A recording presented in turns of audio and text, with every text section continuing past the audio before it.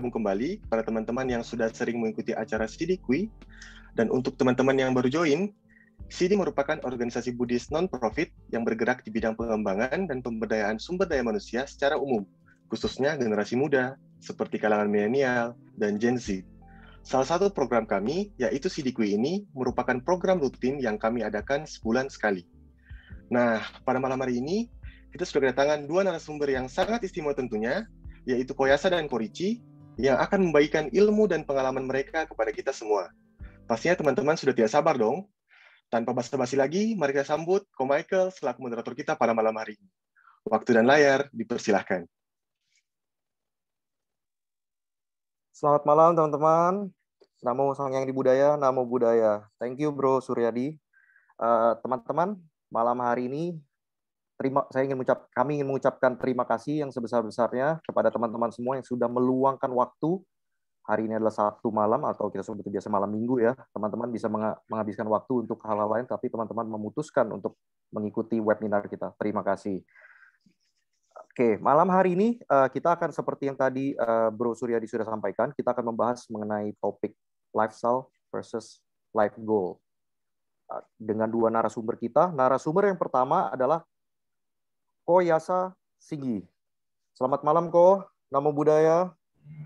Selamat malam semuanya, Namo Buddhaya.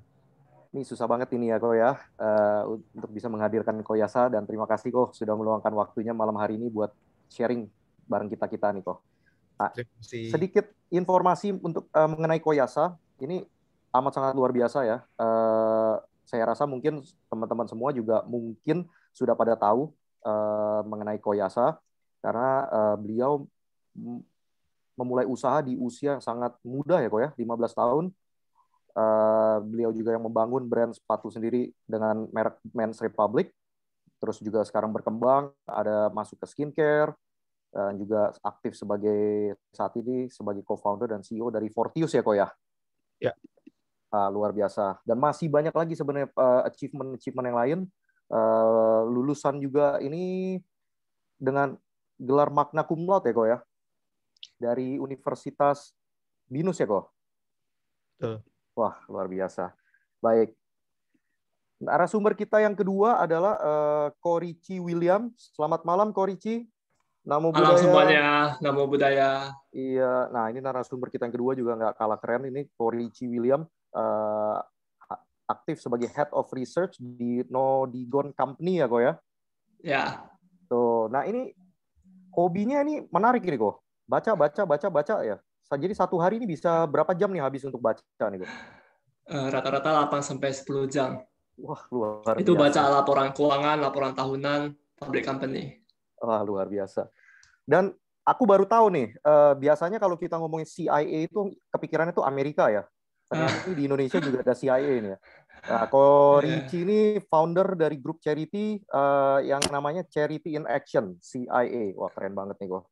Luar biasa.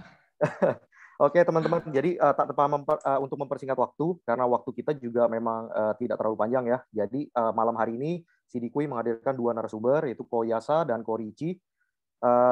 Mungkin aku langsung aja, Ko ya. Nanti pertama kali kita akan memberikan waktu dan layar kepada Koyasa untuk menjelaskan mengenai additional income nih, yang waktunya itu kira-kira 15-20 menit ya, Ko.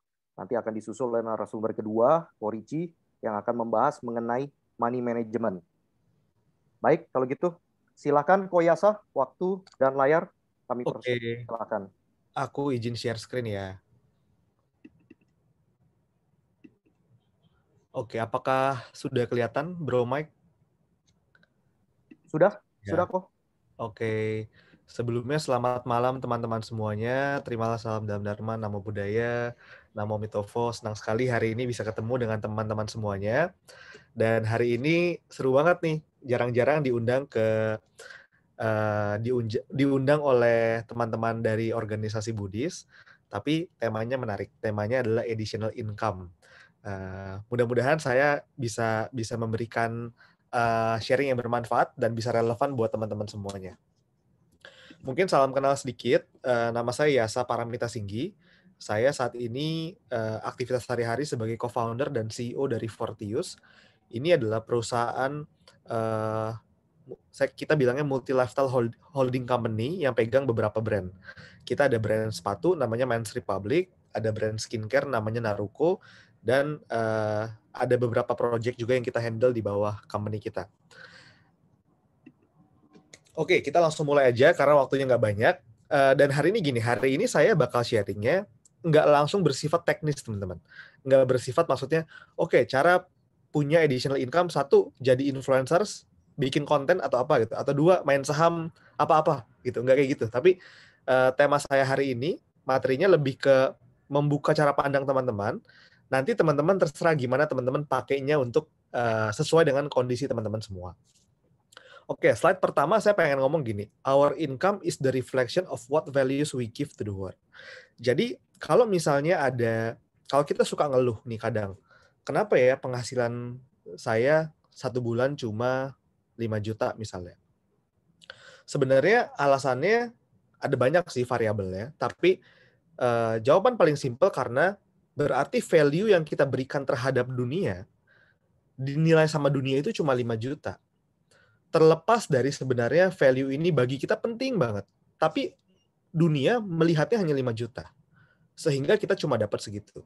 Berarti konsep dasarnya adalah pada saat kita pengen nambah income dari 5 ke 10 juta, berarti kita harus punya value yang dianggap dunia bukan 5 juta. Tapi dunia harus menganggap value kita 10 juta. Jadi bukannya value-nya itu dinilai penting atau enggaknya bukan dari kita yang menilai. Misalnya kita merasa, tapi saya ngerasa apa yang saya jalan ini bervalue banget. Tapi itu buat saya. Tapi buat dunia yang menerima, bisa jadi enggak. Misalnya gini, saya selalu bilang ke tim saya di kantor. Misalnya ada satu tim saya di kantor, satu karyawan yang gajinya misalnya 6 juta. Saya bilang kayak gini, gimana caranya kamu naik gaji di sini? Gampang banget. Cara naik gaji di sini, kalau misalnya mau naiknya so-so aja, ngikutin inflasi aja, ya paling setiap tahun naiknya 5%, 10%, normal-normal aja. Karena ya biasanya memang begitu. Tapi kalau misalnya gaji kamu biasa 6 juta, kamu mau naik ke 10 juta, gampang. Saya bilangnya, kalau gitu, yang harus kamu lakukan adalah, kamu harus perform sampai saya, sebagai bosnya, sebagai CEO-nya, saya malu menggaji kamu 6 juta. Kalau saya sampai malu menggaji kamu 6 juta, karena saya bilang, harusnya ini orang nggak gaji 6 juta. Ini orang gaji 10 juta. Maka value kamu untuk dunia, saya, dalam hal ini adalah saya yang memberikan gaji, naik. Maka gajinya akan naik. Tapi kita dari awal kan udah sepakat nih, gaji pas baru masuk gaji 6 juta, oke. Kalau value yang kamu kasih tetap 6 juta terus, ya udah akan gitu-gitu aja. Tapi kalau kamu perform sehingga kamu membuktikan saya ini dalam tanda kutip nggak pantas digaji 6 juta. Saya itu pantasnya digaji 10 juta. Kalau gitu, sebelum gajinya naik ke 10 juta, atau sebelum kita ngomel-ngomel sama bosnya, bos naikin dong gaji gue. Harusnya kita perform dulu layaknya orang bergaji 10 juta. Kira-kira gitu teman-teman konsepnya. Jadi our income is the reflection of what values we give to the world. Dunia yang akan menilai, entah itu baik atau entah itu buruk. Misalnya gini, tapi nggak adil dong Koyasa. Ada tuh artis yang kerjaannya bikin drama, bikin konten-konten nggak benar, tapi penghasilannya tinggi. Emangnya dia ngasih value itu ke dunia? Iya, itu value yang dia kasih ke dunia. Berarti dunia kita meng-appreciate value seperti itu. Bukan berarti kita harus bikin konten kayak dia atau kerjaan kayak dia yang kita buat kita merasa itu nggak bagus, enggak. Tapi kita jadi sadar ternyata value-value yang di-appreciate sama dunia nggak semuanya baik dan nggak semuanya cocok sama kita. Maka tugas kita adalah mencari value yang cocok sama kita dan value yang cocok dengan dunia apresiasi. Kalau itu ketemu di tengah, kita bisa punya income yang besar. Itu konsep dasar yang pertama. Nah, ini adalah satu konsep dasar yang saya pegang dalam hidup saya juga. Orang jelek seringkali kalah sama orang cakep. Kalau misalnya teman-teman semua lagi, misalnya Bro Mike misalnya lagi cari jodoh gitu ya, atau lagi pengen cari pacar, kita secara natural, secara alamiah manusia, kita selalu cari yang lebih cakep, dan itu adalah hal yang wajar. Itu udah otak mamalia kita, otak purba kita selalu cari yang lebih cakep. Tapi kalau kita ketemu calon pacar nih, dia cakep, tapi kita ngomong sama dia kok nggak nyambung ya. Ini orang kok on banget sih. Kita kesel juga kan. Kita ngerasa, aduh, udah deh, nggak usah pilih yang cakep-cakep banget, nggak apa-apa. Tapi please ada isinya kepalanya. Berarti orang cakep pada akhirnya akan kalah sama orang pintar. Tapi orang pintar, yang orang cuma memanfaatkan kepintaran dan talentnya tanpa kerja keras akan kalah juga. Jadi orang pintar akan kalah sama orang kerja keras. Tapi yang terakhir, saya punya satu pemahaman. Teori saya adalah orang yang kerja keras sekalipun akan kalah sama orang yang hoki. Orang yang beruntung. Nah, kenapa bisa begitu? Nah, ini kita bahas ya supaya teman-teman ada bayangan. Why work hard is not enough? Kenapa kerja keras itu nggak cukup, teman-teman? Kalau orang yang paling kaya di dunia ini adalah orang yang paling bekerja keras, pasti orang paling kaya di dunia bukanlah Jeff Bezos. Kenapa? Pasti di saat kita lagi bekerja, mungkin Jeff Bezos lagi tidur di rumahnya, lagi baca buku, lagi jalan-jalan. Kalau misalnya kunci untuk mendapatkan income yang besar adalah kerja keras, maka orang yang paling kaya adalah siapa? Kuli bangunan, tukang sapu, tukang angkat barang. Mereka lebih kerja keras loh daripada kita. Bener gak? Apakah kita lebih bekerja keras dari mereka? Kayaknya sih enggak. Mereka lebih bekerja keras daripada kita. Tapi kenapa income mereka tidak sebesar orang lain? Nah, ini menjadi diskusi kita hari ini, teman-teman. Itu kita jadi sadar bahwa ternyata berarti kalau kita cuma menukarkan tenaga sama uang, value-nya nggak begitu besar. Kalau misalnya kita bekerja sebagai admin misalnya, kita kerja 8 jam sebulan. Kerja 8 jam sehari. Sebulan gaji kita 3,5 juta. Kalau kita pengen dapat double dengan pekerjaan yang sama admin, berarti kita sehari harus kerja 16 jam, maka akan dapat sebulan 7 juta. Tapi manusia, kita semua punya waktu yang terbatas. Apakah kita bakal menukarkan 24 jam tenaga kita dengan uang? Enggak. Berarti di situ kita sadar dong, bahwa value yang kita hasilkan di situ nggak bisa terus-terusan. Kalau kita pengen menambahkan additional income lainnya, kita harus mencari pekerjaan baru. Supaya dapat pekerjaan baru, kita harus benerin diri kita. Konsep dasarnya kayak gitu. Karena kita tahu yang kita lakukan sebelumnya, value-nya sama dunia cuma dihargai segitu. Pertanyaan, kenapa dunia hanya menghargai segitu? Kasarnya karena kalau misalnya kita pengen cari admin, semua orang mungkin bisa jadi admin. Kita semua di sini bisa. Bro Mike bisa, Bro Richie bisa, saya bisa. Tapi kalau disuruh jadi programmer, semua nggak bisa. Berarti programmer punya value lebih besar dibandingkan admin. Nah, di sini udah mulai konsep dasarnya ya teman-teman ya. Jadi balik lagi sebenarnya kenapa income kita segitu-segitu aja dan gimana caranya kita mau naikin income kita. Balik lagi kan ke hukum ekonomi, yaitu supply and demand.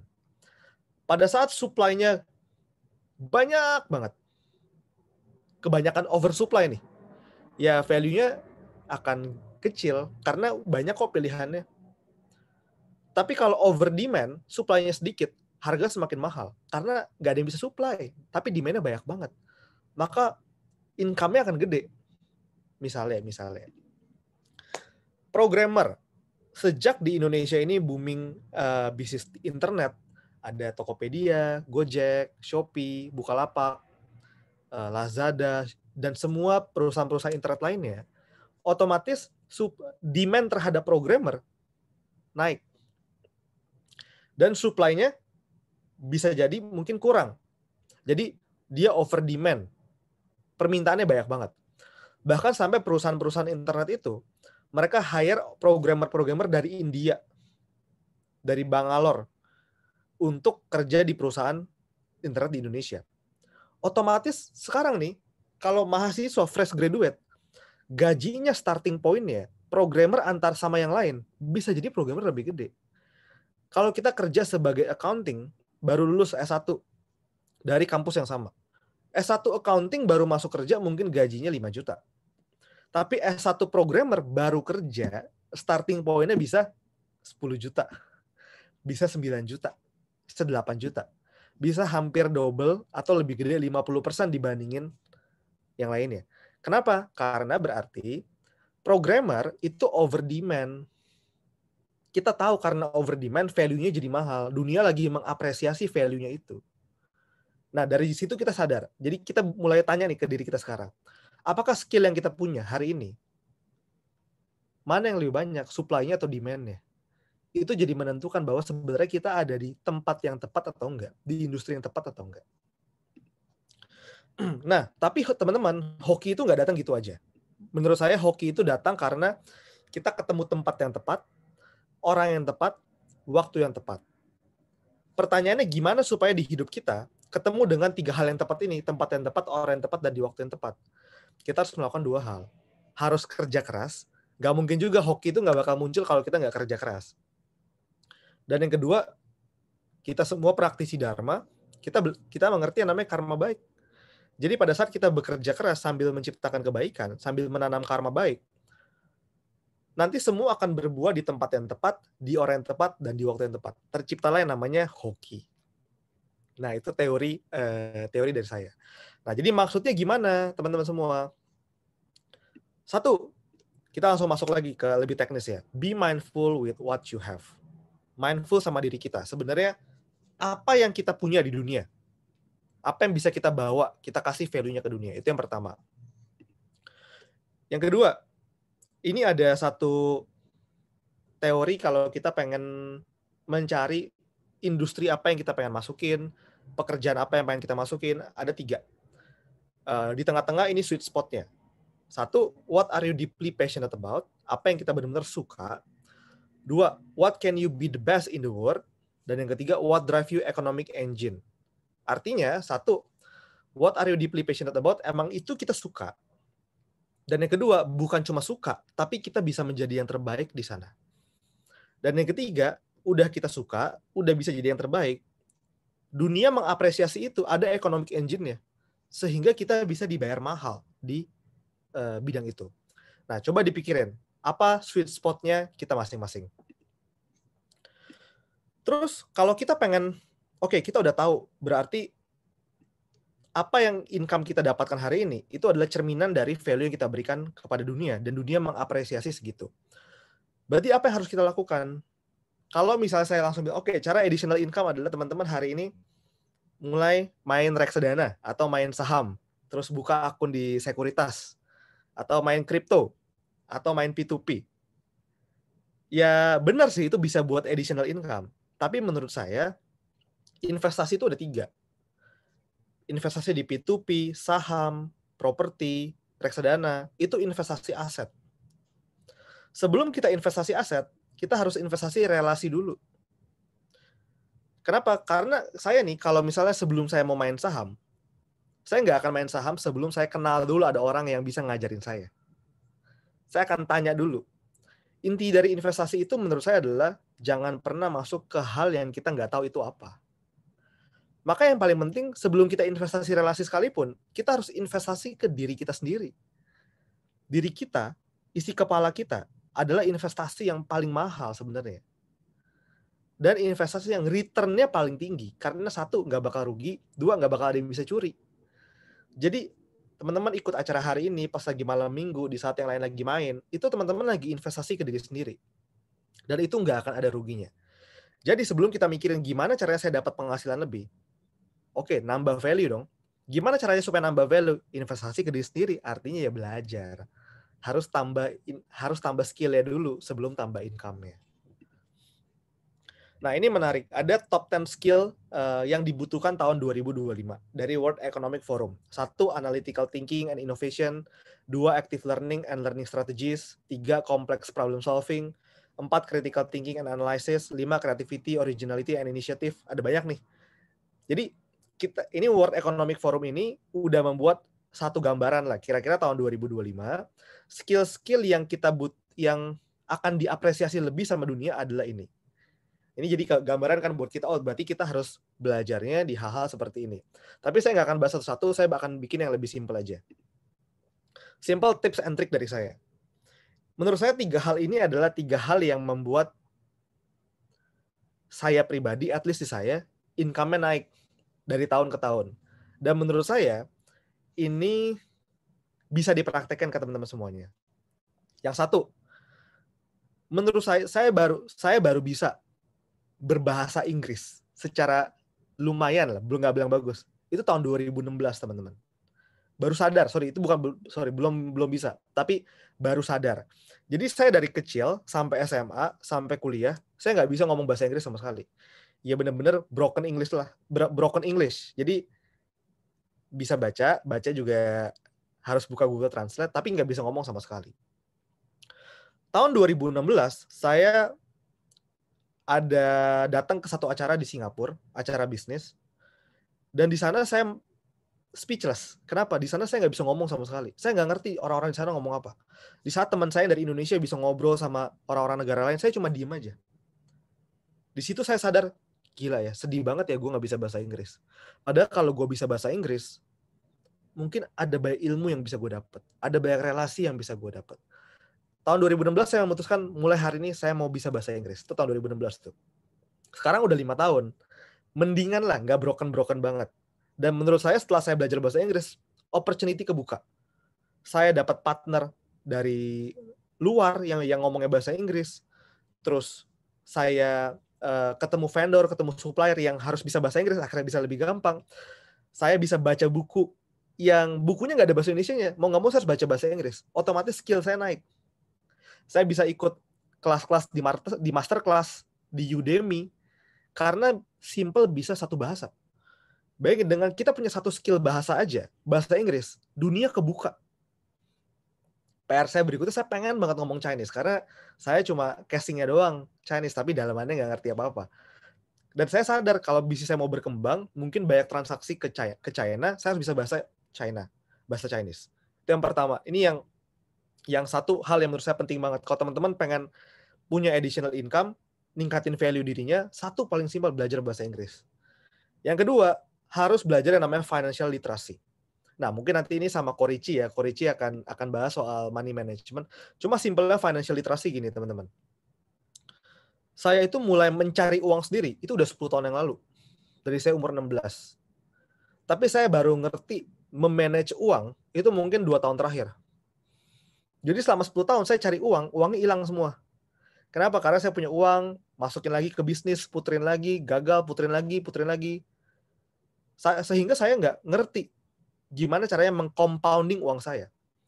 Andaikan saya 10 tahun yang lalu mengerti yang namanya financial literacy, saya tahu yang namanya compounding, bunga berbunga. Mungkin dari 10 tahun yang lalu, saya punya uang, masukin ke instrumen investasi, terus konsisten, sampai hari ini. Mungkin hari ini saya udah jauh lebih nikmat hidupnya. Hanya dengan kita mengerti financial literacy.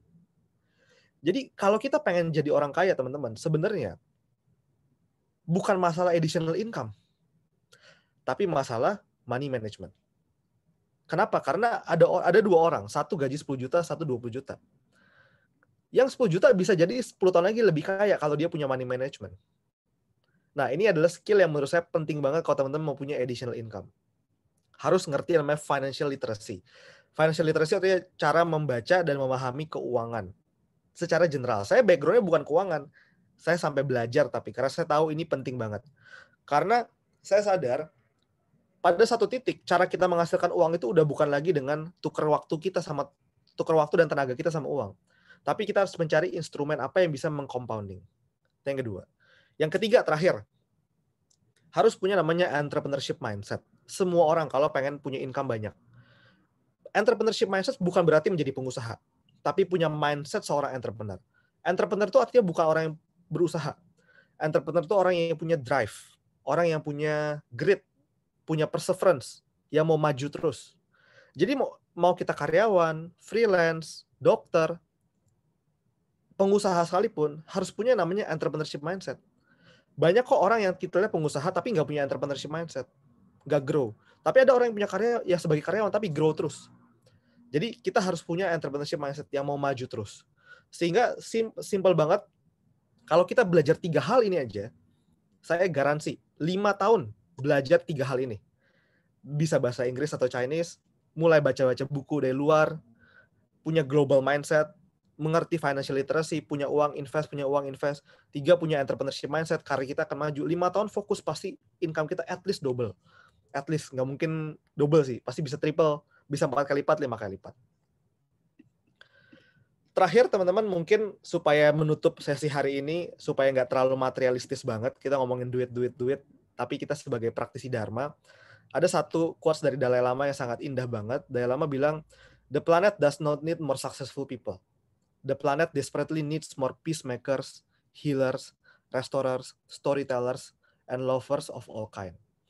Jadi bukan berarti salah kita menjadi orang yang kaya atau sukses secara uang, tapi dunia tidak membutuhkan orang kaya lebih banyak lagi. Tapi dunia membutuhkan orang kaya yang juga bisa menjadi pembawa damai, healer, restorer, storyteller, dan lovers of all kind. So, mungkin itu aja teman-teman. Semoga semua makhluk hidup berbahagia. Semoga bermanfaat materi yang saya sampaikan hari ini.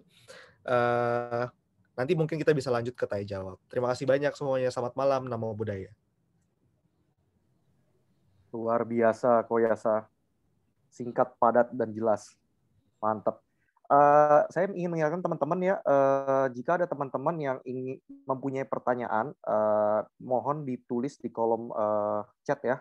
Jadi nanti ada tim kita yang dari Siddiqui yang akan mencatat dan menanyakan pertanyaan tersebut kepada narasumber yang bersangkutan. Baik, waktu dan tempat saya persilakan kepada Ko Ricci. Silakan, Ko. Oke, wah luar biasa sekali Pak Yasa Singgi. Aku terinspirasi kali. Saya izin share screen ya teman-teman.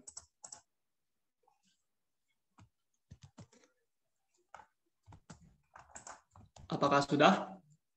Komai? Sudah kok, sudah muncul. Oke, selamat malam semuanya. Terima kasih kepada Sidi atas kesempatannya. Terus salam kenal juga kepada Pak Yasa Singgi. Luar biasa sekali materinya tentang value. Saya sangat terinspirasi, apalagi yang tentang hoki tadi. Luar biasa, luar biasa. Thank you, salam kenal Bro Ricci. Salam kenal, Ko. Saya izin share ya, Ko, tentang sharing money management. Kemudian salam kenal juga kepada teman-teman yang turut hadir. Saya langsung saja, topiknya tentang money management. Is it important? Nah, getting rich itu penting. Tetapi the next level setelah kita getting rich, itu adalah staying rich. Berapa banyak orang yang sudah kaya, tetapi karena overspend income-nya, kemudian kembali lagi miskin? Saya kasih contoh. Ada kutipan namanya, kekayaan itu bukan soal seberapa besar income kita. Nah, contohnya yang pertama ini Michael Jackson. Kita tahu dia adalah the king of pop. Kita pernah tahu income-nya sangat besar, bahkan dia pernah rekor $1 billion di konsernya. Tetapi apa yang terjadi ketika Michael Jackson meninggal? Dia meninggalkan utang $500 juta. Kalau di kurs sekarang itu sekitar 7,5 T. Kenapa? Karena Michael Jackson overspend income-nya. Kemudian contoh yang kedua, ada namanya Mozart. Kita tahu Mozart itu sangat talented dalam bermain musik. Bahkan di usia muda, Mozart bisa mencari uang yang sangat banyak. Karena di usia 5-6 tahun dia sudah bisa bermain musik. Tapi tahukah teman-teman bahwa Mozart meninggal di usia muda, 35 tahun. Kenapa? Karena dia hidup dalam kehidupan yang sangat kacau. Sangat kacau dalam artian apa? Mozart ketika terima income, dia selalu overspend bersama istrinya membeli baju-baju mewah. Kemudian gaji Mozart itu berasal dari raja. Mozart bermain musik kepada raja, tetapi ada satu hal. Mozart sangat tidak suka musik yang raja suruh Mozart mainkan. Ibaratnya mungkin Mozart suka main lagu klasik, tapi raja suruh Mozart mainkan lagu dangdut misalnya. Mozart sangat tidak menikmati, tetapi Mozart dia butuh gaji dari raja untuk membeli baju-baju mewah dan sebagainya. Sehingga apa yang terjadi ketika dia terima gaji, dia overspend lagi, dan terus berulang. Dia merasa hidupnya sangat kacau. Kemudian yang ketiga, ada namanya Mike Tyson. Dia adalah petinju kelas dunia. Bahkan di puncak karirnya, dia pernah mendapatkan pendapatan $300 juta. Tetapi apa yang terjadi?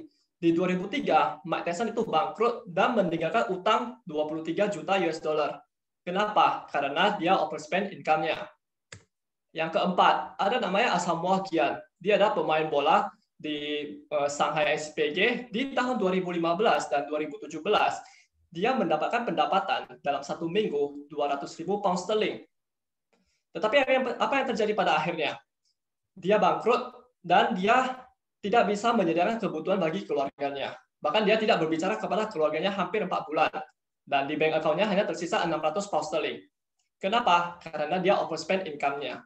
4 orang tadi itu adalah orang-orang yang berbakat dan mereka bisa kaya raya karena bakat mereka. Apakah orang yang tidak berbakat bisa kaya? Contoh, Michael Carroll. Dia adalah seorang pengangkut sampah. Tetapi dia kaya karena keberuntungannya. Dia menang lotre terbesar di Inggris pada tahun 2002. Berapa hadiahnya? 200 miliar rupiah. Tetapi apa yang dia lakukan dengan uang tersebut? Dia membeli mansion mewah, dia beli mobil mewah, balapan liar, pesta narkoba, party tiap malam, dan sebagainya. Dengan uang 200 miliar tersebut, hanya butuh 10 tahun saja, hanya butuh 10 tahun, Michael Carroll kembali miskin. Dengan 200 miliar rupiah, Michael Carroll butuh 10 tahun kembali miskin. Nah, overspending itu can make us miserable, bisa membuat kita merasa sangat kacau. Tetapi underspending dan investing wisely itu bisa mempercepat kita menuju kekayaan. Jadi contoh yang underspending itu apa? Siapa? Yang pertama itu Pak Lee Ka-shing. Pak Lee Ka-shing ketika usia muda, usia 16 tahun, dia berhenti sekolah, drop out, kemudian dia bekerja di pabrik selama 18 jam. Pak Lee Ka-shing itu mulai dari nol, dan dia sangat berhati-hati dalam spending income-nya. Dan pada akhirnya menjadi orang terkaya di Hong Kong, dan nomor 43 terkaya di dunia menurut majalah Forbes. Yang kedua, Warren Buffett.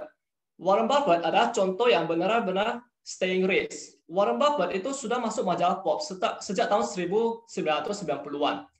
Dan tetap berada di majalah Forbes sampai saat ini, bahkan di dalam top 10. Dengan kekayaan yang luar biasa, rumah Warren Buffett itu sangat sederhana, mobilnya juga sangat sederhana. Jadi ada kutipan seperti ini, kita akan lebih bijak kalau kita hidup sederhana. Kenapa? Kalau misalnya kita takut dengan inflasi, ada satu kutipan, if you don't need something, you don't have to buy it. Who cares if it goes up in price? Ibaratnya, apakah Warren Buffett dan Charlie Munger itu bisa sulit tidur gara-gara kenaikan harga Ferrari? Jadi sebenarnya kalau kita takut dengan inflasi kan itu kenaikan harga terus-menerus. Sebenarnya kita cuma perlu not to have a lot of silly needs in our life. Jadi Warren Buffett ada bilang, if you buy things you do not need, soon you will have to sell things you need. Ini seperti mungkin kalau kita sering beli baju mewah dan sebagainya, overspend income kita, ya pada akhirnya kita akan jual motor kita, laptop kita, dan sebagainya. Yang ketiga dari Indonesia, namanya Pak Loh Keng Hong. Pak Loh Keng Hong ini, dia mulai dari nol, hingga pada saat ini menjadi triliuner di pasar saham. Tapi tahukah teman-teman, selama 13 tahun pertama karir Pak Loh Keng Hong, dia bekerja di pegawai di bank swasta, gajinya selama 13 tahun itu nggak naik-naik. Tetapi Pak Loh Keng Hong itu underspending income-nya, dan dia mencoba berinvestasi dengan hati-hati. Dan pada akhirnya menjadi seorang triliuner. Ada kutipan dari Pak Loh Keng Hong adalah, orang yang hidup sederhana itu biasanya identik dengan orang yang bijak. Jadi miskin dan kaya itu ada polanya. Kalau kita menggunakan pola orang miskin dan berharap menjadi kaya, itu susahnya setengah mati. Tetapi kalau kita menggunakan pola orang kaya dan berharap menjadi miskin, malah kita nggak bisa jadi miskin. Jadi terkadang ada yang mikir gini, ketika kita terima income, kita merasa 100% income itu milik kita semuanya. Sebenarnya tidak. Kenapa? Income itu cuma numpang lewat di rekening kita. Kenapa? Lah, kita kan ada bayar pulsa Telkomsel, kita ada bayar minyak untuk Pertamina, kita ada bayar kos misalnya. Saya kasih contoh. Misalnya gaji kita itu 3 juta rupiah per bulan. Kita bayar kos itu 1,5 juta per bulan. Artinya apa? Artinya ketika kita bekerja seminggu 40 jam, 20 jam itu kita bekerja untuk ibu kos. Seperti itu. Jadi kapan income itu disebut sebagai milik kita? Adalah ketika uangnya itu kita investasikan kembali ke aset kelas yang kita mengerti, ke hal-hal yang kita mengerti. Kenapa? Nanti hasil investasi itu akan kembali lagi ke diri kita. Kemudian yang kedua, ada yang namanya, banyak yang mungkin ada yang mikir ya, banyak duit, tetapi hidup sangat sederhana, sangat pelit, rasanya tidak enak. Tetapi kembali lagi, ketika kita money management, kita ada namanya priority list. Kita ada yang namanya oh menurut kita ini penting, kita sisihkan lebih besar. Menurut kita ini tidak penting, kita sisihkan lebih kecil. Jadi tujuannya money management adalah agar kita tidak mengeluarkan uang terlalu banyak untuk hal yang remeh-temeh.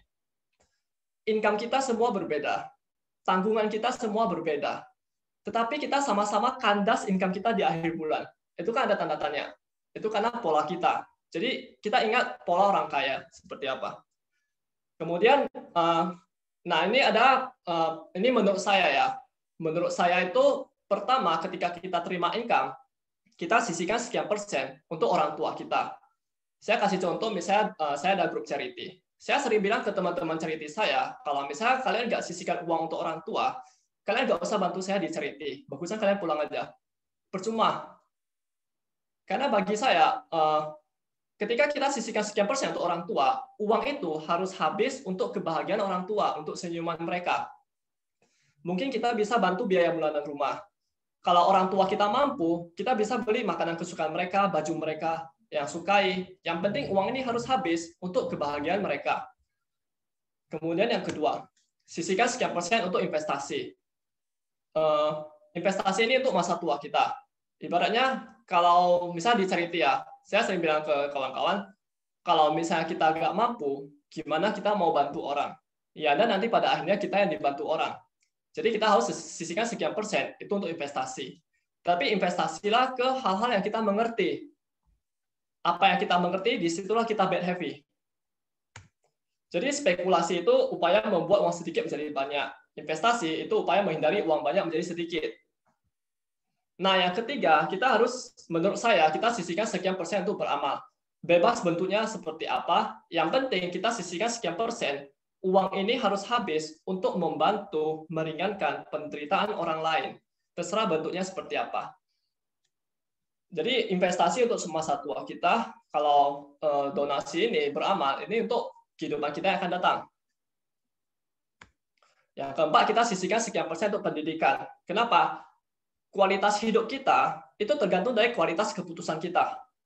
Kualitas keputusan kita itu tergantung dari apa yang kita konsumsi setiap hari. Jadi kita harus bisa memilah-milah konten apa yang masuk ke kita, buku apa, dan sebagainya. Kita harus bisa milah-milah. Seperti kita jangan makan junk food setiap hari. Itu kan sangat tidak baik untuk kesehatan kita. Begitu juga dengan pikiran kita. Yang kelima, sisihkan sekian persen untuk kebutuhan. Nah, kebutuhan ini sebenarnya kita sering susah membedakan mana kebutuhan, mana keinginan. Karena sebenarnya yang kita beli itu emosi. Ketika kita beli baju, sebenarnya kita bukan beli bajunya, tetapi kita beli karena emosi ingin dibilang orang ganteng atau cantik. Ketika kita beli mobil Lexus misalnya, sebenarnya kita bukan beli mobilnya, tapi karena kita ingin membeli emosi, kita dibilang orang sudah sukses, sudah mapan, dan sebagainya. Jadi kata Warren Buffett, if you cannot control your emotion, you cannot control your money. Seperti itu. Selanjutnya, sisihkan sekian persen untuk membangun relasi. Ini seperti yang Pak Yasa bilang tadi. Yang ketujuh, sisihkan sekian persen untuk liburan. Nah, a wise guy said, secret of happy life is low expectation. Tapi secret of happy investment return is low downside risk. Jadi, yang tadi itu, kan ada banyak tuh. Sebenarnya, kita tidak usah terlalu banyak teori atau bagaimana, kita cari apa yang works untuk kita lakukan. Kenapa? Terkadang kalau kita terlalu detail, ada orang yang bisa detail, ada orang yang nggak bisa. Karena kalau kita terlalu detail, malah kita nggak lakuin apa-apa. Yang kita penting itu, apa yang bisa kita lakukan. Seperti itu. Kemudian yang ini saya skip karena kejar waktu. Nah, untuk apa kita money management dan sebagainya setelah itu? Tujuannya adalah kita memanfaatkan yang namanya compounding. Menurut Albert Einstein, compounding adalah keajaiban dunia ke-8. Jadi ada istilah kita memanfaatkan compounding atau compounding yang mematikan kita. Saya kasih contoh. Misalnya kita punya $1. Setahun kita bisa menggandakan uang kita. Artinya tahun berikutnya $1 tadi itu menjadi $2. Dan di compounding 20 tahun itu akan menjadi $20. Itu akan menjadi $1 juta dalam 20 tahun. Tetapi dengan pajak yang 33% per tahun selama 20 tahun, apakah uang kita akan tersisa 700.000 atau 500.000? Ternyata hanya tersisa 28.000. Jadi itu istilahnya kita harus bisa manfaatkan compounding, jangan sampai compounding yang mematikan kita. Itu bisa seperti yang kita beli rumah, cicilan rumah, tarik panjang. Nah, itu efek compoundingnya luar biasa. Saya kasih contoh lagi. Ada 2 orang, namanya Budi dan Atta. Kita mulai dari Budi dulu. Budi usia 21 tahun. Jadi tiap bulan dia menyisihkan income 2 juta. 1 tahun itu 24 juta. Dia rutin, pokoknya masuk gaji 2 juta langsung kita sisihkan untuk investasi. Kita anggap Budi return on investment-nya itu bisa 10% per tahun. Dan Budi start invest itu 21 sampai 30 tahun. Artinya selama 10 tahun, si Budi rutin menyetorkan dana 2 juta per bulan, 2 juta, 2 juta, 2 juta selama 10 tahun. Kemudian, setelah Budi usia 31 tahun, dia stop menyetorkan dananya. Dan uangnya dia gulung terus tanpa ditarik hingga usia 65. Jadi singkat cerita, modal Budi yang 24 juta per tahun selama 10 tahun, modalnya 240 juta. Kita masuk ke yang Atta. Atta dia mulai lebih telat, karena dia tahunnya lebih telat. Dia mulai usia 36. Dia menyisihkan 2 juta per bulan juga, dan return on investment-nya kita anggap sama dengan Budi 10% per tahun. Nah, Atta ini dia start invest usia 36 sampai 65 tahun.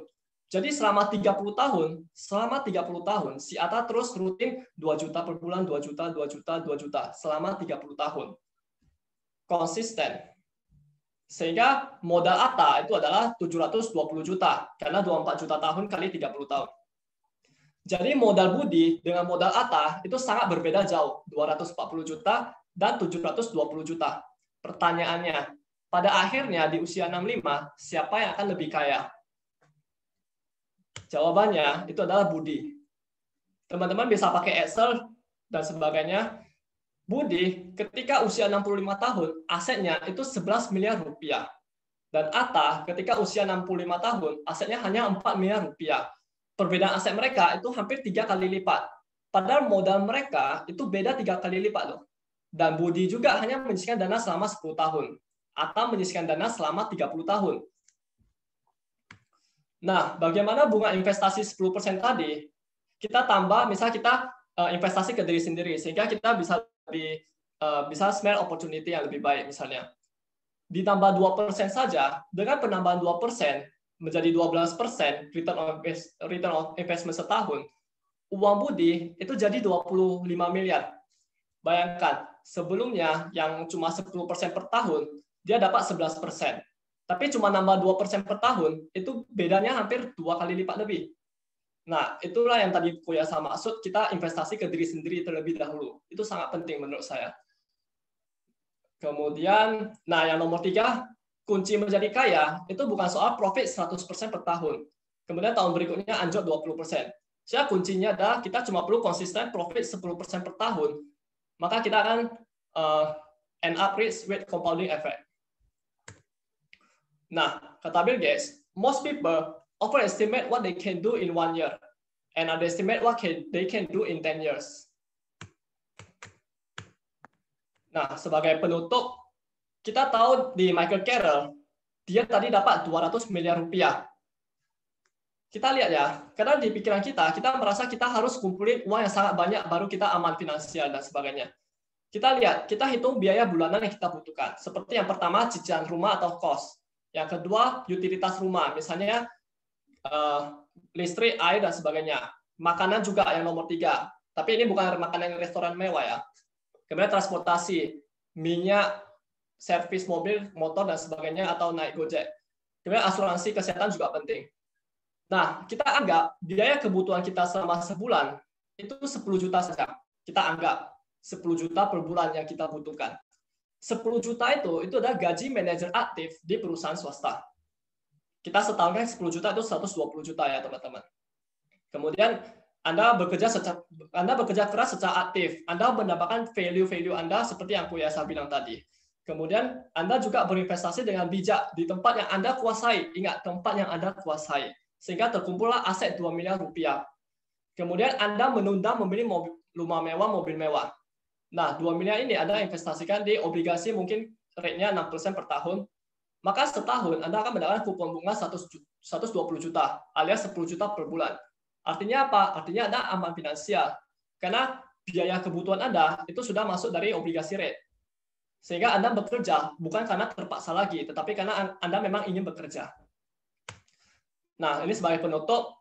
Jadi menurut saya, money management itu bukan soal cara mana yang terbaik, cara mana yang terburuk. Tapi lebih ke mana yang cocok untuk kita, mana yang works untuk kita. Saya lebih suka, kayak seperti kata Charlie Munger, take a simple idea and take it seriously. Oke, sekian. Terima kasih.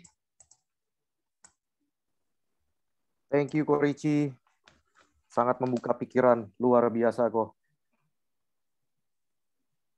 Baik, teman-teman mungkin tadi penjelasannya agak cepat ya kok ya, tapi agak padat juga. Kalau teman-teman ada pertanyaan, silahkan ditanyakan, silahkan diketik di kolom komentar.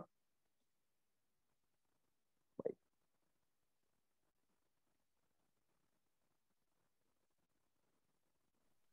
Mungkin satu pertanyaan kok dari saya sebelum kita buka sesi pertanyaan ya.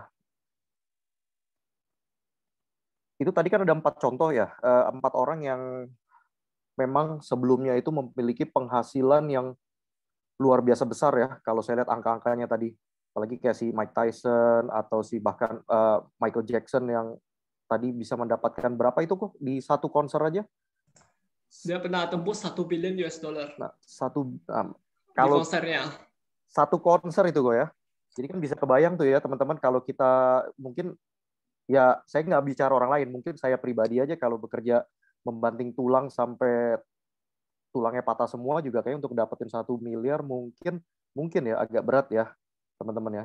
Tapi luar biasa itu satu konser aja ya. Nah itu saya juga ceritanya gini kok, mungkin kenapa makanya kita di Sidikui kemarin tuh mengangkat tema ini karena memang kita juga agak concern ya.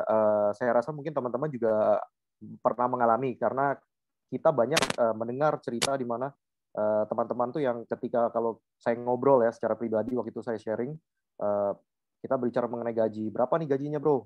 Wah gajinya 8 juta, gajinya berapa? Belasan juta. Wah saya terkagum kan, wah luar biasa nih teman-teman saya hebat semua. Tapi ternyata saya salah nangkapnya. Nah itu angka-angka yang disebutkan itu bukan angka gaji ternyata kok. Melainkan tanggal di mana gaji tersebut habis. Nah jadinya sedangkan saya kan berpikir kan jadinya 1 bulan setahu saya kayak paling tidak di 30 hari ya. Ini kok berarti di tanggal 7, di tanggal 8 atau tanggal belasan sudah habis. Nah apa yang terjadi sisanya? Kan kira-kira seperti itu ya kok ya. Ternyata kan banyak sekali terjadi ke teman-teman kita juga gitu.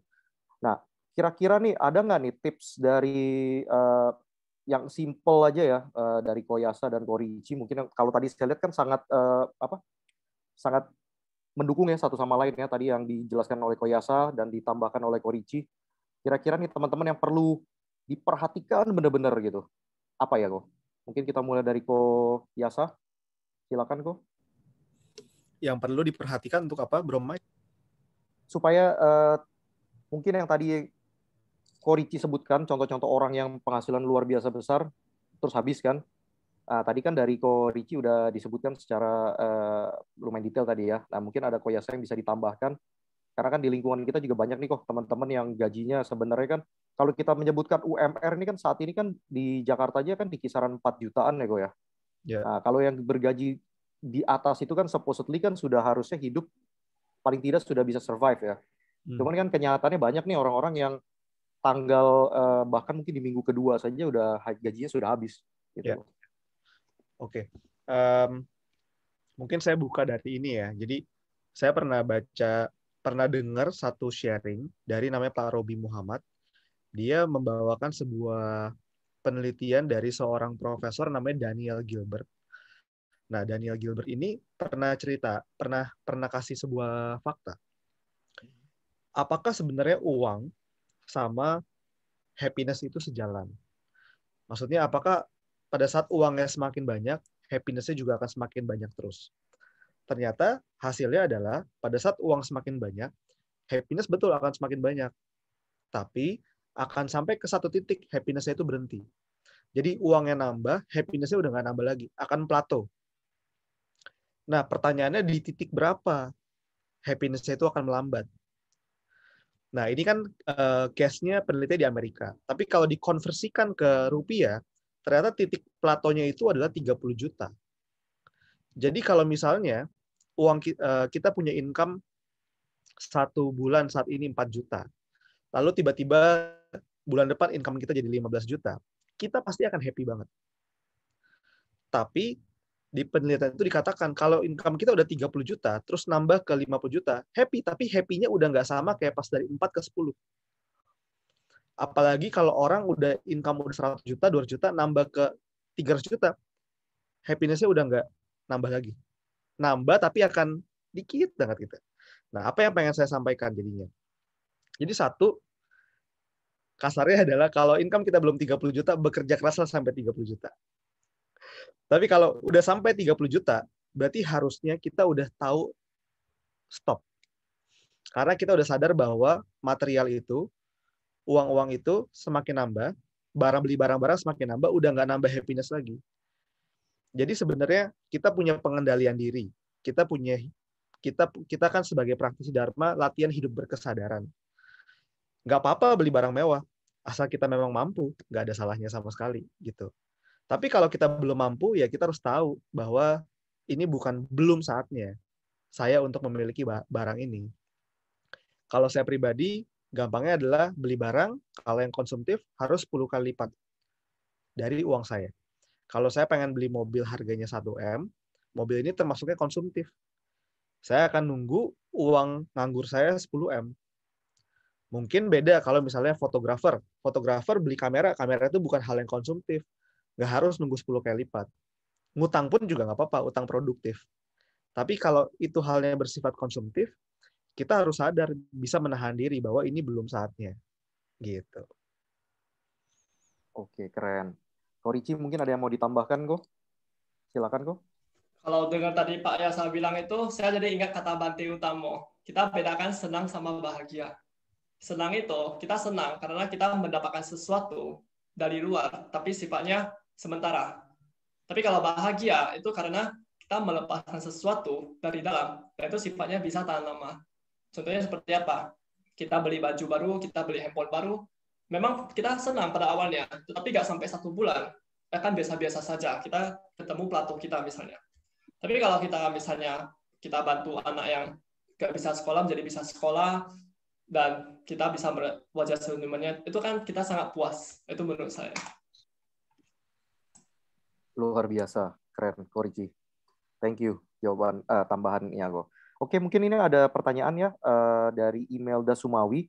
Pertanyaan ini untuk Ko Yasa. Untuk mengatur stok barang Men's Republic agar tidak selisih, apa tuh tips dan triknya, kok? Ini di luar topik nggak apa-apa? Nggak apa-apa, kok. Mungkin bisa langsung dijawab aja. Oke. Silakan, kok. Oke, ini di luar topik sebenarnya. Tips mengatur barang Men's Republic agar tidak selisih, hampir nggak pernah sih. Hampir nggak pernah nggak selisih maksudnya. Jadi selisih barang pas stok opnam tuh hal yang sangat normal. Jadi kita punya barang tuh kan puluhan ribu. Nggak mungkin dalam sebulan tuh nggak ada selisih. 1, 2, nggak mungkin sih. Kalau saya udah 5 tahun ngejalanin bisnis, 7 tahun udah ngejalanin Men's Republic, nggak pernah nggak selisih. Mungkin di bulan pertama kalau punya barang cuma 100 ya bisa gitu. Tapi kalau punya barang udah puluhan ribu, udah hampir nggak mungkin. Terus ada yang nyangkut masih di pembelian, ada yang nyangkut di tempat packing, ada yang nyangkut di mana, jadi sangat sulit banget. Apalagi kalau misalnya kita punya gudang banyak, mengkonsolidasi semua stok barang kita hampir nggak mungkin nggak ada selisihnya. Paling cuma bisa meminimalisir aja sih. Jadi kayak misalnya kasih batas-batas ke orang gudang kita. Misalnya kalau selisihnya di atas 20 piece atau 30 piece, piece ke-21, 22, 23 itu udah mulai diganti sama orang gudang gitu. Tapi kalau bisa di bawah itu kita masih tolerir. Terus bikin pakai barcode, harus pakai sistem, harus pendataannya juga lengkap, bikin alur barang masuk, alur barang keluarnya tuh lengkap. Kayak misalnya walaupun saya yang punya bisnisnya, kalau saya masuk gudang, ngambil barang nggak boleh nggak pakai surat. Saya harus ngambil barang, ada surat, tanda tangan, kasih kepala gudang arsip gitu. Jadi ya harus bikin sistem check and balance di gudang kita. Intinya harus jelas semua ya, kok ya, alurnya ya. Baik. Terus kalau ini ada pertanyaan berikut dari orang yang sama, dari Imelda, terkait HR nih, kok. ada kriteria khusus nggak yang dicari sebelum merekrut seorang leader atau orang yang bisa dipercaya untuk nge-lead perusahaan? Ini buat aku juga. Yes, untuk Koyasa. Oke. Ini berlaku hampir sama sih, bukan cuma buat seorang leader, tapi buat semua karyawan. Kriteria selalu dua. Apakah orang itu punya karakter yang bagus atau attitude yang bagus, sama punya skill. Kalau orang ini punya attitude yang bagus, tapi skillnya kurang, masih lebih baik dibandingkan punya skill yang bagus, tapi karakternya kurang. Karena attitude atau karakter itu bentukan puluhan tahun. Sangat sulit untuk diubah. Siapa kita di kantor bisa ngubah attitude seseorang tuh sangat sulit banget. Tapi kalau skill, masih sangat bisa di-develop. Jadi selalu cari yang karakter lebih bagus dibandingkan sama skill-nya. Itu yang pertama. Terus yang kedua, ini mungkin tips juga ya, kalau di tempat saya ya. Saya tidak pernah meng-hire orang di bawah ekspektasi gajinya dia. Jadi saya selalu tanya nih, kalau misalnya lagi wawancara karyawan, kamu ekspektasi gajinya berapa? 7 juta gitu. Kalau emang budget saya cuma 5 juta, saya nggak bakal nawar. Saya nggak pernah nawar orang. Saya bakal bilang, kalau emang budget 5 juta, saya akan bilang, sorry, kamu over budget, sorry banget, saya nggak bisa mengakomodasi gaji kamu. Terus kalau dia bilang, emang Bapak, berapa Pak budget Bapak? 5 juta. Ya udah Pak, saya nggak apa-apa, saya turunin 5 juta. Saya nggak mau. Kenapa? Karena menurut saya, kalau kita menurunkan ekspektasi gaji orang, kedepannya dia akan nyuri waktu, nyuri tenaga, setengah-setengah, gitu. Jadi saya selalu penuhin ekspektasi gaji orang kalau sesuai dengan budget saya. Jadi itu saya punya prinsip, sehingga orang kerja di kita tuh benar-benar sungguh-sungguh karena kita penuhin ekspektasi dia. Andai kan nggak bisa penuhin, saya biasanya akan kasih challenge saja. Misalnya dia minta 7, saya akan bilang oke, saya kasih 7, tapi 3 bulan 6 dulu. Kalau udah terbukti baru jadi 7. Jadi saya selalu mengapresiasi orang punya value dan nggak pernah nawar supaya dia benar-benar kasih yang terbaik gitu. Terus kalau HR apalagi ya, selalu pakai probation sih. Kita nggak bakal bisa menilai seseorang tuh hanya dari personality test, tes psikologi, MBTI, nggak bakal bisa sih menurut saya. Semua akan terbukti pada saat probation 3 bulan gitu. Jadi banyak yang pas interview bagus ternyata nggak bisa kerja gitu. Tapi ada aja orang yang interview jelek, bahkan ngirim CV-nya juga nggak jelas, ternyata 3 bulan bisa kerja. Jadi semua harus di trial pada saat kita probation. Mungkin itu aja deh. Oke, luar biasa kok. Ini ada pertanyaan lagi berikutnya dari Natania. Ini ditujukan kepada kedua narasumber ya. Jadi untuk Koyasa dan Korici. Ini tadi Koyasa sempat menjelaskan tentang cara mencari additional income dengan prinsip apa yang kita sukai, apakah kita bisa menjadi yang terbaik di bidang itu, dan apakah ada demand dari masyarakat. Terkait hal tersebut, apa yang mendorong kedua narasumber untuk menekuni bidang usaha atau bisnis yang sekarang dijalani? Apakah memang itu sesuatu yang disenangi, ataukah lebih fokus pada tuntutan pasar? Nah, mungkin kali ini kita bisa mulai dari Korici dulu nih, Ko. Silakan, Ko. Oke, baik. Kalau soal itu, sebenarnya kalau saya itu percaya setiap orang ada kelebihannya masing-masing. Tetapi terkadang kita itu kayak beruang kutub, tapi lagi di gurun Sahara. Atau misalnya kita ikan, tapi lagi di daratan. Sehingga kita akan dijelek-jelekin oleh orang sekitar. Tetapi kalau ikan itu kita balikkan ke laut, maka dia akan menguasai permainan. Jadi sebenarnya kalau saya kurang tahu ya, tetapi saya kan orangnya introvert. Kemudian saya suka baca. Kemudian saya menemukan role model Warren Buffett. Saya ikuti semua apa yang dia lakukan yang menurut saya make sense. Kemudian ketika kita bekerja, kita bisa lupa waktu, dan menurut saya itu passion kita. Lanjut Koyasa. Baik, silakan Koyasa. Oke, kalau saya di bisnis sepatu sebenarnya dari 3 hal itu, dari apa yang saya suka, apa yang bisa menjadi terbaik, sama apakah itu ada opportunity-nya, saya sebenarnya lebih ke ada opportunity-nya. Bukannya berarti pada saat ada 3 hal itu, kita tuh pengen mulai sesuatu harus lengkap ada 3-tiganya. Tapi bisa dimulai satu persatu.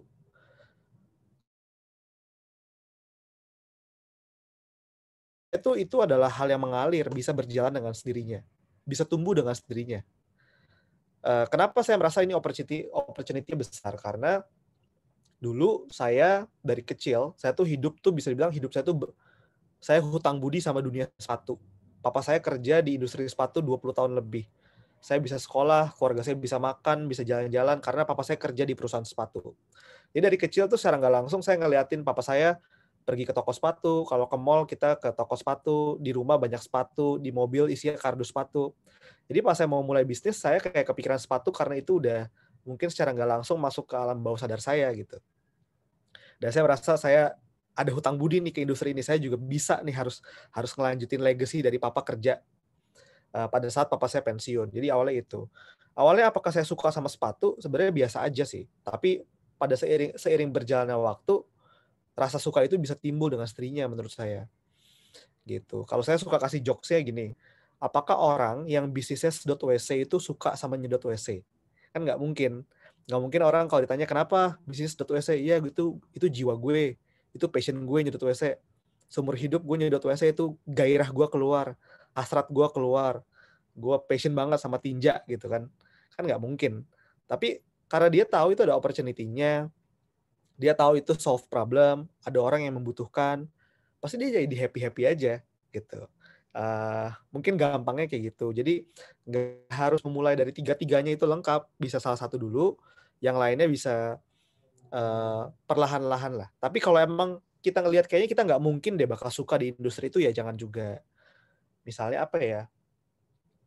Misalnya kalau saya pribadi, saya pasti nggak bakal mau berbisnis yang sifatnya tuh kayak trading. Misalnya ada nih bisnis kayu, jual kayu, lempar kemana, atau jual besi lempar kemana, pasti saya nggak suka. Karena saya tuh selalu suka bisnis yang ada proses kreatifnya, proses menciptakan sebuah brand, membangun sebuah persepsi masyarakat. Saya tuh sukanya kayak gitu. Jadi saya juga punya batas. Kalau misalnya enggak, emang dari awal nggak suka, ya udah gitu. Kita kan sebagai praktisi dharma, sebagai seorang Buddhis juga kita punya batasan-batasan. Jadi ya coba kita coba, itu mungkin bisa jadi filter juga, memilih mana yang cocok buat kita, mana yang enggak. Saya pernah dapat tawaran investasi, teman ngejalanin bisnis bar, bikin lounge gitu. Prospeknya bagus, semuanya oke,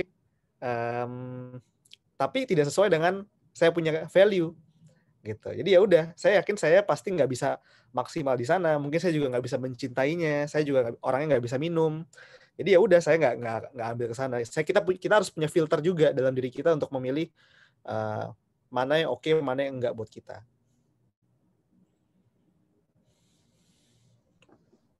Luar biasa, keren kok. Mungkin satu pertanyaan dari saya lagi kok, untuk Koyasa dan Korichi juga nih. Kan tadi juga Koyasa sempat menjelaskan bahwa banyak nih ya kesempatan atau bisnis yang sudah dijalankan selain Men's Republic kan ya kok. Dan tadi kan ada bisnis-bisnis juga yang tidak berhasil kok. Nah, kira-kira kan pada saat awal ini kan ketika memulai pasti kan ada, kalau tadi mendengar juga barusan disebutkan udah ada kayak apa checklistnya kok ya. Misalkan prospeknya ini ada, terus apa passionnya juga mungkin ada dan sebagainya. Tetapi kan mungkin pada nyatanya kan tidak berhasil. Nah, kira-kira untuk melewatinya itu tips dan triksnya apa nih kok?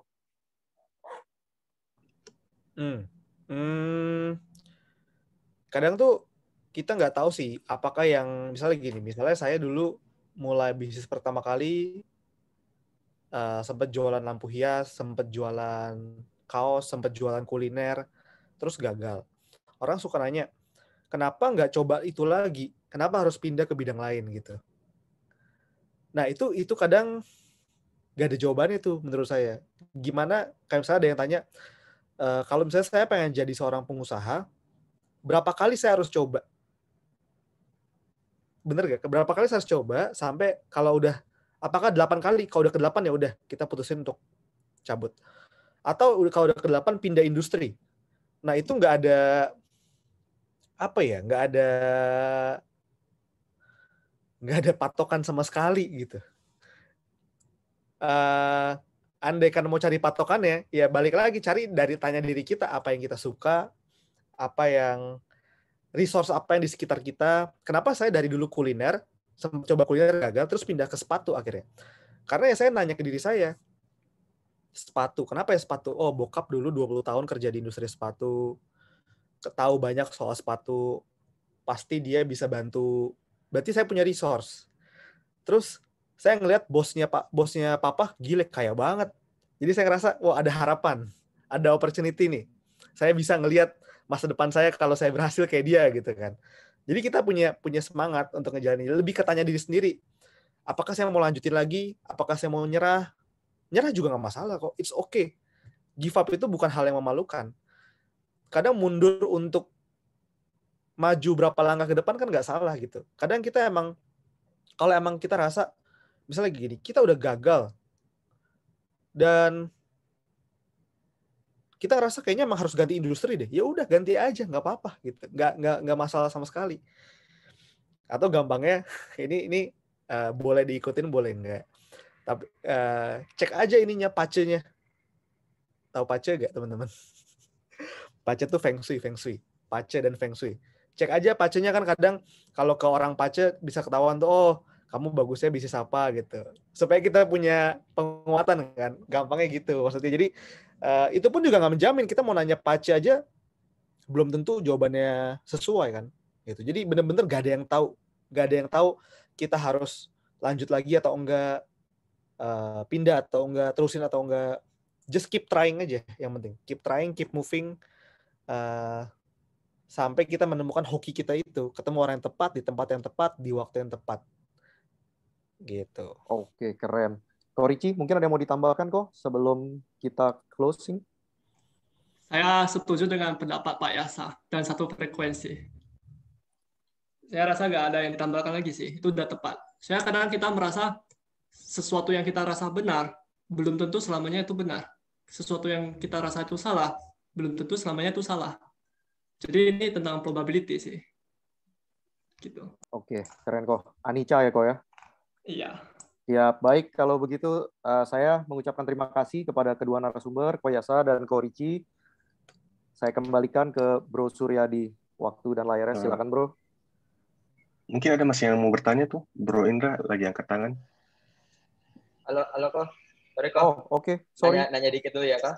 Silakan Bro. Ya. Oke, malam Ko Yasa, Ko Ricci. Ya mau tanya sih soal yang tadi, soal yang compounding sih. Mungkin dua-duanya tetap, tapi mungkin ini lebih relate ke Ko Ricci tadi punya materi ya. Itu kan tadi dibilang kalau kita compounding, kita kan tiap bulan gitu naruh lagi, invest lagi. Cuman kapan kita tahu bilang, oh ini uang yang betul-betul kita bagus untuk taruh, atau kita jadiin modal bisnis? Karena kan kalau dipikir lagi, misalnya nih Man's Republic misalnya, memang kita ada uang dingin 100 juta nggak goyang, tapi kalau kita taruh lagi misalnya untuk beli bahan atau apa yang bisa ngasilin lebih banyak produk, kenapa enggak gitu. Jadi kapan pilihan itu berlaku gitu? Apakah kita terus compounding aja taruh di investasi, atau kita jadiin modal bisnis? Karena modal bisnis kan juga bisa jadi cuannya lebih gede gitu. Nah itu mungkin ya. Ini saya jawab ya. Iya, boleh. Kalau menurut saya itu, misalnya saya ngertinya saham, 90% aset saya di pasar saham. Tapi kalau misalnya Pak Indra ngertinya di properti, investasi lebih banyak di properti. Mungkin 70% properti, 10% pasar saham. Karena kita invest itu, kita harus pastikan ketika kita taruh angkanya, itu kita bisa tidur. Kalau kita semakin invest, kita semakin banyak berdoa, berarti itu ada yang salah. Kita nggak ngerti apa yang kita perlu buat. Jadi menurut saya, kita harus tahu kita ngertinya di mana. Kalau misalnya di pasar saham itu, seperti yang saya lakukan itu, saya sering cari uang $1. Saya belinya $0,4. Seperti itu. Seharusnya kita yang tahu dulu, kita pahamnya di mana. Disitulah kita bet happy. Yasa mungkin ada yang mau ditambahkan? Mungkin balik ke tujuannya gitu. Jadi mungkin ini Bro Richie lebih paham, tapi aku coba share opini aku ya. Kita tuh investasi itu harus tahu kapan keluar gitu. Jadi di awal pas masuk tahu kapan keluar. Jadi pada saat memang sudah mencapai tujuan awal kita keluarin gitu. Jangan nanya lagi tarik atau tambah lagi ya. Kita investasi itu untuk mencapai tujuan. Tujuannya apa nih? Misalnya saya ada invest ke P2P lending. Invest ke P2P lending, saya tahu ini ada P2P saya yang baliknya ini dalam waktu 1 tahun. Oh ya udah, berarti 1 tahun ini saya tahu nih, saya cari goal keuangan apa yang kira-kira 1 tahun ke depan saya membutuhkan uang itu. Jadi pada saat goal keuangan udah tercapai di tahun depan, ya saya tarik karena saya tahu jelas ini di awal di setup untuk itu gitu. Nah, terus saya ada invest lagi untuk yang tujuannya pensiun. Ya udah, saya tahu tuh mau naiknya 20%, mau naiknya 70% tahun depan, nggak diambil. Karena ini tujuannya adalah untuk jangka panjang. Jadi kita tahu tujuannya di awal. Bukannya di tengah-tengah kita mikir ini buat apa ya, gitu. Jadi dengan begitu kita firm nih. Kalau emang tahun depan tiba-tiba lagi naik investasinya 100%. Tapi kan di awal udah tahu, ini buat saya nanti tua. Ya udah jangan diambil. Gitu. Jadi lebih balik ke pas kita awal naro, tujuannya apa? Untuk jangka pendek, jangka menengah, jangka panjang. Jangka pendeknya untuk apa? Menengahnya apa? Panjangnya apa? Gitu. Oke, terima kasih Ko Yasa, Ko Richie. Siap. Ada Ko Willing mau bertanya? Silakan, Ko. Malam semua. Malam Mike. Malam Bro Mike. Malam, Bro. Malam Natania. Halo. Ko Yasa malam kok. Salam kenal Ko Richie. Mungkin masih kenal Ko Yasa. Ingat. Yang mulia kok. Ingat ya? Ingat Willing, masih ingat dong. Ini ada Gary loh kok. Ada Gary join juga kok. Oh, I see. Halo. Saya ada pertanyaan kok. Gary halo. Gary denger Ger? Halo.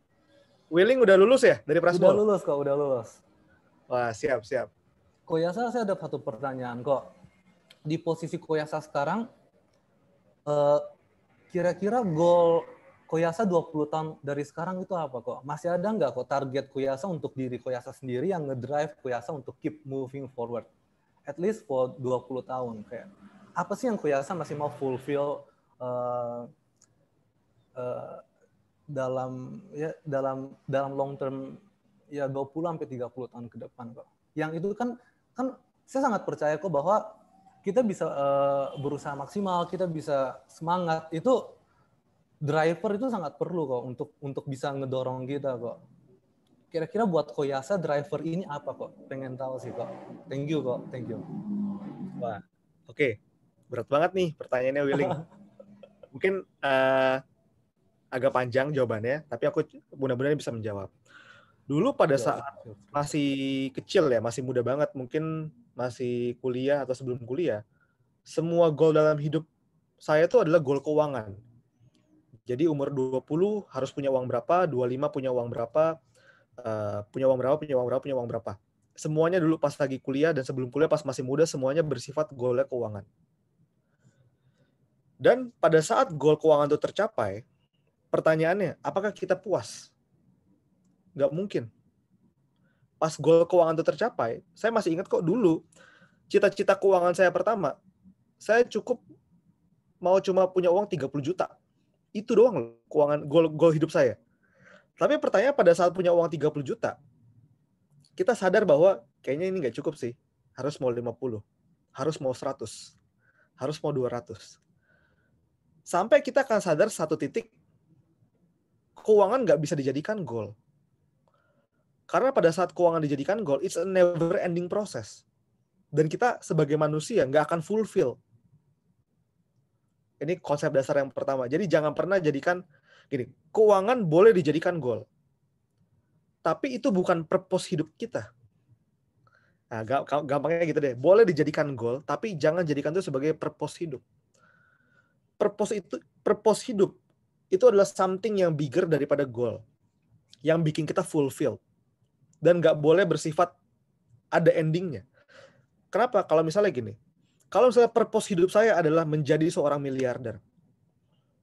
Kalau misalnya kita meninggal sebelum kita jadi miliarder, pasti kita meninggal nggak tenang tuh.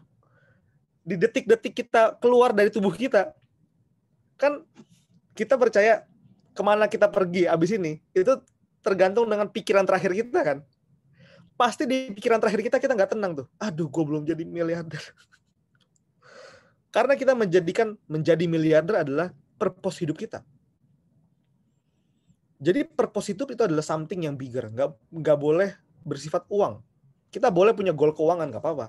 Tapi keuangan itu hanyalah milestone, bukannya purpose. Purpose itu adalah yang bikin kita alive. Makanya kalau ditanya, jadi purpose hidup Yayasa apa? Saya tulis di bio Instagram saya. Purpose hidup saya adalah when I die, I want to be remembered as a man of value. Jadi saya mau meninggal di usia sekarang 26, 30, 35, 40. Purpose hidup saya adalah saya mau meninggal diingat sebagai orang yang punya nilai. When I die, I want to be remembered as a man of value. Kalau misalnya pas saya meninggal belum tercapai saya menjadi seorang triliuner gimana? Ya nggak apa-apa. Purpose hidup saya udah fulfilled kok. Karena walaupun belum jadi triliuner, sepanjang perjalanan saya udah menghidupi purpose saya. Jadi hidupnya bukan soal seberapa panjang hidupnya, tapi mau panjang atau pendek, gimana kita menjalani hidupnya. Apakah kita menjalani hidup yang penuh purpose atau enggak? Purpose itu gimana cara mencarinya? It's a journey. Nggak bisa kita abis baca satu buku, oke, gue tahu ini purpose hidup gue. Purpose hidup saya dicari dari mungkin zaman saya kuliah. Saya umur 19, saya latihan jadi pabaja sama Nera ke Taiwan. Umur 22, saya backpacker ke Eropa sebulan. Terus umur berapa saya cari lagi pengalaman-pengalaman aneh lainnya gitu. Dan itu pun akhirnya berubah-berubah terus. Ntar saya mulai ke sini gitu. Jadi bukan hal yang bisa ditemukan dalam satu malam. Jadi kalau ditanya apa yang mau dicapai 20 tahun lagi? Banyak goal keuangan ya. Goal keuangan saya pengen company sebesar apa. Punya cita-cita kalau nanti anak bisa besar, saya pengen kuliah anak kemana. Semua pasti punya. Tapi itu bukan esensinya. Esensinya adalah bagaimana di jangka waktu hidup saya hidup penuh dengan purpose saya. Purpose saya apa? Purpose saya adalah memberikan value ke orang-orang. When I die, I want to be remembered as a man of value. Kalau saya, atau gampangnya lagi, ini juga saya jadikan purpose di company saya. Jadi company kita punya purpose adalah empower the spirit of kindspiration. Jadi kindspiration itu kata-kata yang kita ciptakan sendiri di company kita, gabungan dari kindness and inspiration. Pokoknya kalau tanya, jadi value apa yang mau diciptakan Yasa dalam hidup ini? Pokoknya 2, segala hal yang berbentuk kindness dan segala hal yang berbentuk inspiration. Makanya misalnya tanya, Yasa, kenapa mau sharing di CD? Karena saya tahu kegiatan saya sharing di CD ini adalah sesuai dengan value hidup saya. Value hidup saya adalah kindness and inspiration. Saya bisa berkontribusi itu dengan menyebarkan begini gitu. Tapi ada orang yang value-nya bukan kindness and inspiration. Value-nya misalnya gini. Setiap orang punya jalan masing-masing mencapai purpose-nya. Ada nih, dulu waktu saya mau latihan pabaja, mau latihan meditasi ke Taiwan, orang bilang, kamu mau latihan meditasi kemana ya? Kalau latihannya itu ke Seci, di Hualien, Seci itu mencapai jalan kebudahannya dengan aksi sosial. Buddha Seci. Tapi kalau ke Fakusan mencapai jalan kebudahannya dengan meditasi. Tapi kalau ke Fokwangsan, itu mencapai jalan kebudahannya dengan cara belajar. Jadi beda-beda kan tuh. Tapi semuanya punya tujuan yang sama, mencapai kebudahan. Gitu. Jadi apa purpose kita? Dan bagaimana kita mencapainya beda-beda. Tapi harus punya a bigger purpose ya. Jadi kalau tanya, jadi balik lagi, apa yang mau dicapai di puluhan tahun lagi? Banyak goal keuangannya, tapi intinya satu, saya cuma pengen menjalani hidup saya sesuai dengan purpose, fulfilled, sehingga when I die, I want to be remembered as a man of value. Mungkin gitu aja deh. Keren, Pak. Thank you, Pak. Thank you, Pak Yasa.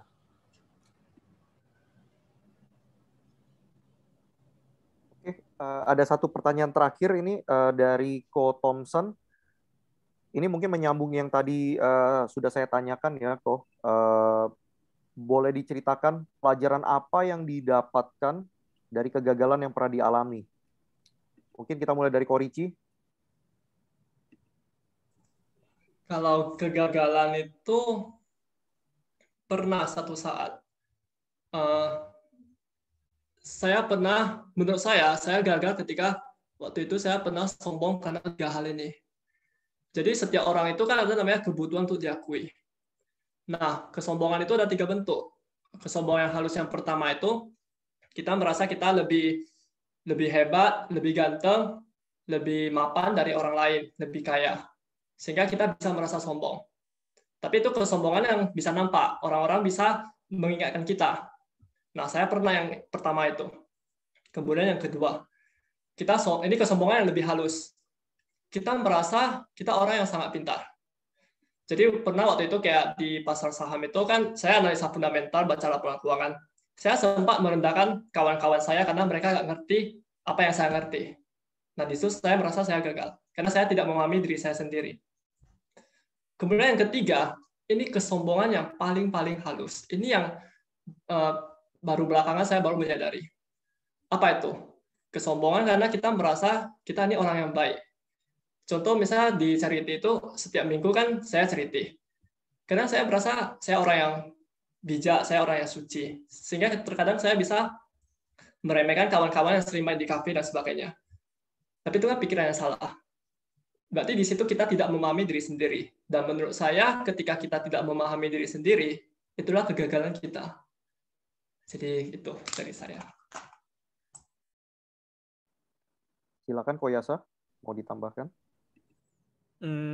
Pelajaran ya, mungkin pelajarannya memahami bahwa kegagalan itu adalah bagian dari kehidupan yang satu paket juga dengan keberhasilan. Kenapa kita bisa menilai ada orang yang cakep ya karena kita pernah melihat menurut kita ada orang yang nggak cakep. Kenapa kita menilai sesuatu ini berhasil karena kita tahu apa yang gagal. Justru kalau nggak ada gagal kita kan nggak tahu berhasilnya gimana. Jadi kegagalan itu adalah satu paket yang harus diterima sama juga dengan keberhasilan. Ya itu deh.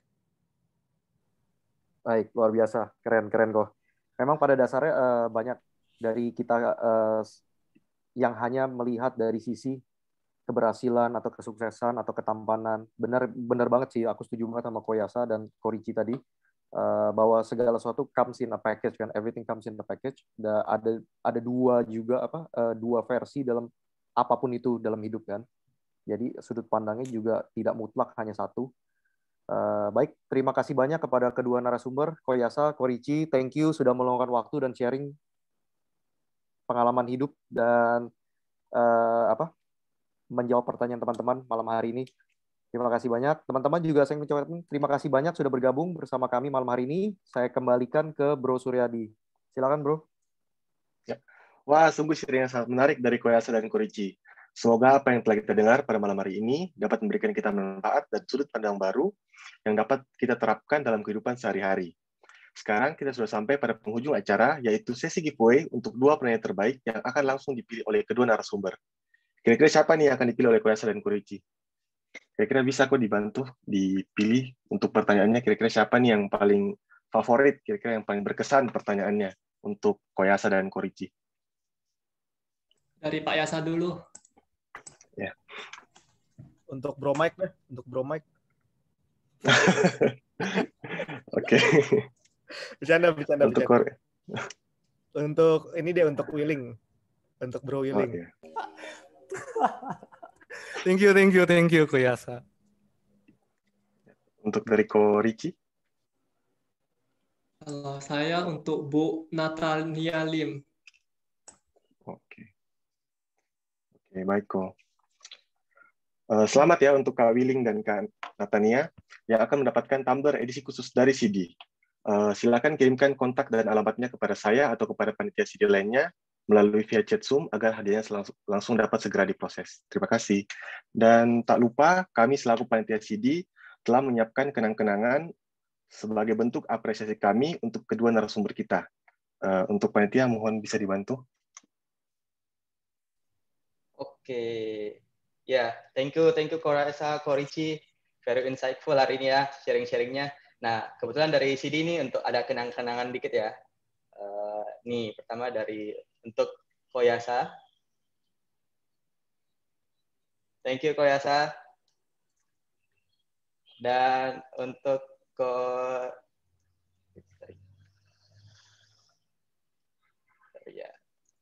untuk Korichi. Thank you Korichi sharing-sharingnya. Oke, saya kembalikan ke Suryadi. Ya. Dan sebelum menutup acara, saya ingin mengundang teman-teman sekalian yang berkenan untuk mengaktifkan kameranya karena kita akan melakukan sesi foto bersama yang akan dibantu oleh panitia. Untuk teman-teman yang bisa menyalakan kameranya, mohon dibantu nyalakan. Kita akan foto bersama dulu. Ayo teman-teman, yang bisa nyalain kamera, kita foto bareng. Oke. Oke, saya hitung ya. Oke, aman semua. 3, 2, 1. Sekali lagi, 1, 2, 3. Oke deh, thank you semuanya. Ya, dan untuk teman-teman nih yang masih penasaran dengan narasumber kita pada malam hari ini, dan ingin tahu info lebih lanjut tentang CD, langsung bisa aja nih. Oke, tunggu sebentar ya. Ya, langsung bisa aja di screenshot aja akun medsosnya dan langsung aja dikepoin. Dan kami juga tak lupa membuka kesempatan untuk teman-teman yang ingin berkontribusi secara langsung, dapat langsung aja di-scan QR code-nya agar kita dapat bertemu lagi di acara-acara CD selanjutnya. Akhir kata, saya mewakili keluarga besar dari CD, ingin mengucapkan terima kasih yang sebesar-besarnya untuk kedua narasumber kita pada malam hari ini, Koyasa dan Korichi, untuk waktunya. Tak lupa juga Ko Michael selaku moderator, dan tentunya teman-teman yang sudah menyempatkan hadir pada malam hari ini. Jika ada salah dan kurangnya, mohon dimaafkan, dan sampai jumpa lagi di acara CD selanjutnya. Selamat malam, Namo Buddhaya. Namo Buddhaya. Thank you semuanya.